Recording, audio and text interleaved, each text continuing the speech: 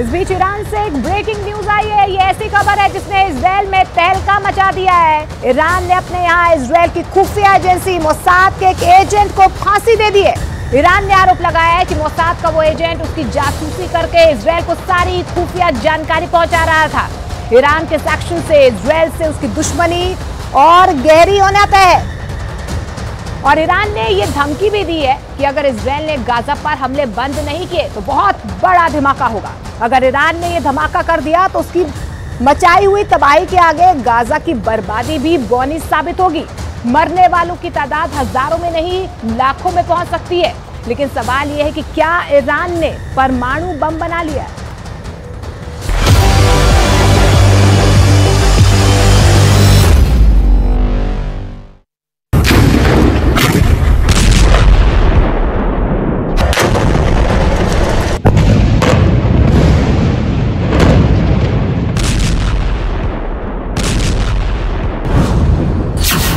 ये धमाके तो बहुत छोटे हैं, बड़ी फिल्म का छोटा सा ट्रेलर है। असली धमाका तो अब होने वाला है और धमाका करेगा ईरान।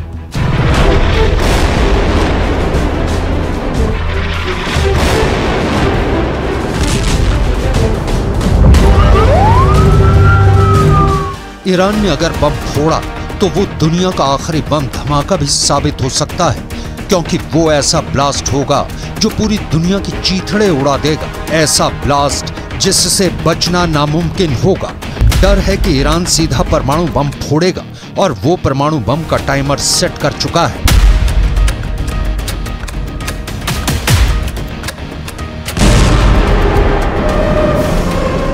ईरान गुस्से में है, बहुत गुस्से में है। गुस्से में उसने अपने दोस्त चीन से फोन पर बात की और साफ साफ कह दिया है कि इजराइल ने गाजा में अब हद पार कर दी है। उसने ईरान के सब्र का बांध तोड़ दिया है, इसलिए अब बहुत बड़ा ब्लास्ट होगा।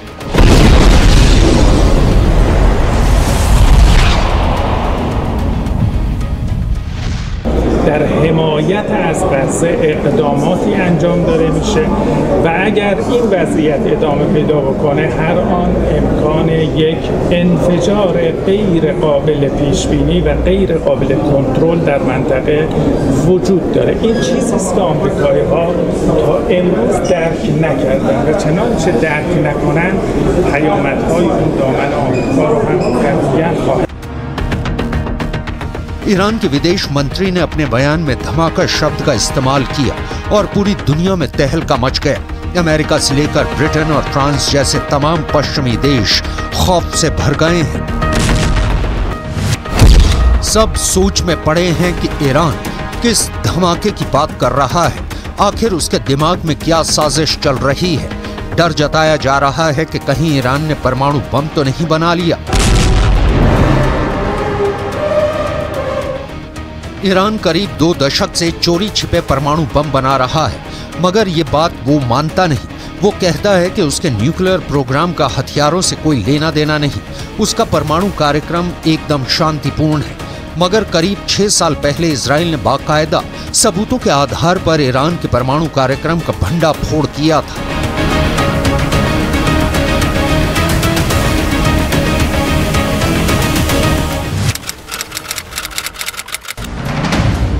एक किताब में दावा किया गया है कि 2018 में इजराइल की खुफिया एजेंसी मोसाद के एजेंट चुपके से ईरान की राजधानी तेहरान के पास एक खुफिया ठिकाने में घुस गए थे।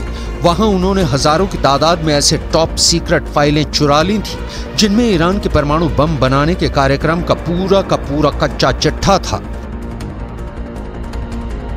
इसी साल मई में अमेरिका की न्यूज एजेंसी एसोसिएटेड प्रेस ने एक रिपोर्ट छापी थी जिसमें दावा किया गया था कि ईरान ने अपना एक परमाणु प्लांट जमीन के इतने अंदर बनाया हुआ है कि अमेरिका की मिसाइलें भी उसे भेद नहीं सकती। एसोसिएटेड प्रेस ने अपनी रिपोर्ट में दावा किया था कि ईरान तेहरान से करीब 225 किलोमीटर दूर नतांज न्यूक्लियर प्लांट के पास पहाड़ों में सुरंगें बना रहा है। जमीन में 260 से 328 फीट तक गहरी सुरंगें। ये गहराई इतनी ज्यादा है कि माना जा रहा है कि अमेरिका के बम भी ईरान की सुरंगों का कुछ नहीं बिगाड़ सकेंगे। यूरोप के भी कई देशों की इंटेलिजेंस रिपोर्ट कहती है कि ईरान परमाणु बम बनाने के इतने करीब पहुंच चुका है कि वो बहुत जल्द अपना पहला परमाणु बम टेस्ट भी कर सकता है।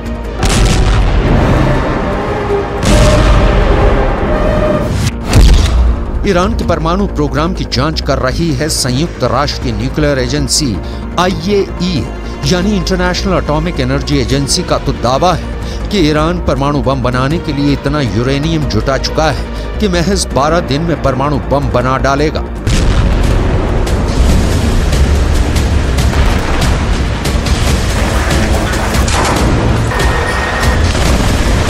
ये दावे डरावने हैं क्योंकि जब से हमास ने इजराइल में घुसकर हमला किया है तब से ईरान के न्यूक्लियर प्रोग्राम से पूरी दुनिया का ध्यान हटा हुआ है। ईरान के जिस परमाणु कार्यक्रम से अंतर्राष्ट्रीय मीडिया की नजरें नहीं हटती थी वो युद्ध की रिपोर्टिंग में लगा है। ईरान के परमाणु कार्यक्रम पर गिद्ध की तरह नजरें गड़ाए बैठे अमेरिका और इजराइल जंग में उलझे हुए हैं। रक्षा विशेषज्ञों का कहना है कि ईरान इसी बात का फायदा उठाकर चोरी छिपे धड़ल्ले से परमाणु बम बनाने में लगा है।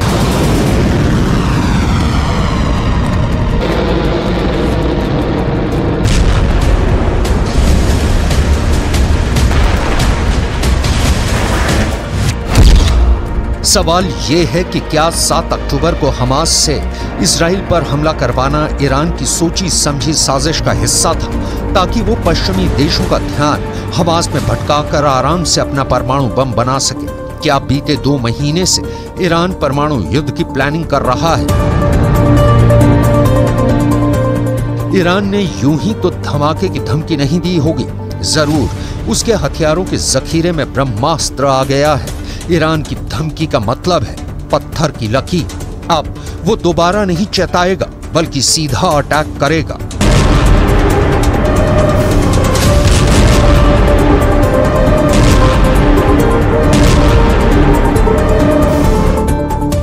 ईरान के विदेश मंत्री ने फोन पर चीन के विदेश मंत्री से ये भी कहा कि गाजा की जंग पूरे पश्चिम एशिया में फैल चुकी है। अभी तो बस लेबनान का हिजबुल्लाह और यमन के हूथी विद्रोही हमास के साथ खड़े हैं। आगे चलकर कई और देश इस जंग में कूद जाएंगे। ऐसे में अगर इजराइल ने अब भी हथियार नहीं डाले तो फिर जंगों का ऐसा विस्फोट होगा जिसमें पूरा का पूरा पश्चिम एशिया तबाह हो जाएगा। फोन पर चीन के विदेश मंत्री ने ईरान के विदेश मंत्री को समझाया कि गाजा की जंग का सिर्फ एक ही समाधान है और वो ये है कि इजराइल के साथ फिलिस्तीन के लोगों को भी उनका देश दिलाया जाए। मगर ईरान इजराइल को खत्म करने की कसम खाए बैठा है। वो पहले ही 2 टूक कह चुका है कि पूरे फसाद की जड़ ही इजराइल है। इसलिए जब इजराइल नक्शे से मिटेगा तभी पूरी दुनिया में शांति आएगी।